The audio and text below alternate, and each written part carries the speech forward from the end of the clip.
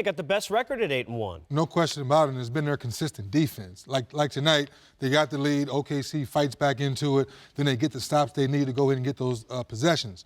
Blake Griffin playing lights-out basketball. I was teasing you, I think, Monday night saying that, wait a minute, must-see BG's back. The guy, when he first came into the league, he was must-see TV.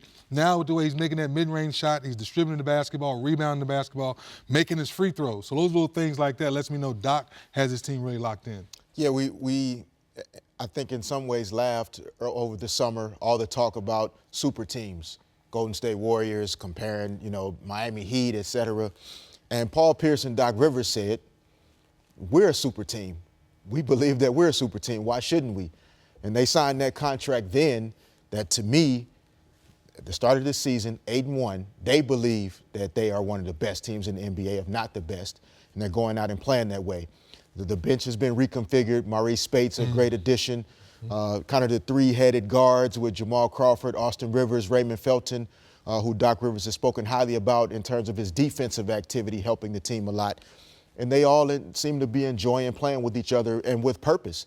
And so to start the season, I don't think there's anybody playing better night in and night out than the Clippers right now. And they don't have to worry about taxing guys with minutes because of the depth. Spates, who comes from that other super team, but super play from Blake Griffin. And when this guy is going, this is as good as you're going to find from power forwards in the game.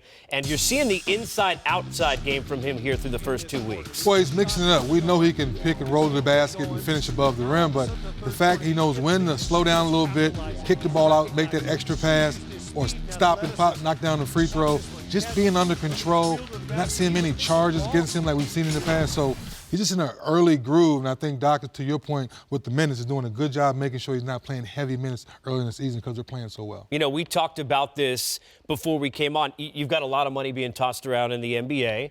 Players, this is still business. There's a lot of free agents on this team. This might be their last run. There's not only the team element, D-Fish, but I think also individually for players, they're looking to step up because whether it's here or elsewhere, this is your chance to really show how you can make the money after the season. Yeah, for a long time, it was maybe a curse to have a number of guys that were maybe free agents at the same time, and guys would all be thinking about their contracts instead of what's best for the team. But it's popular again to be on a good team, to be on a team that's winning and playing well, playing in the playoffs, competing for a championship. That also adds value to you individually. So you see a lot of guys on these teams that they want the team to play well. Sure. That's going to help them individually if they are a free agent in 2016, et cetera. So I think across the league, you're seeing a lot of players that are maybe not superstar players that are embracing their roles. They're playing hard on both ends. They're sharing the basketball. And a lot of teams are pleased with where they are here 8 or 9 games into the season.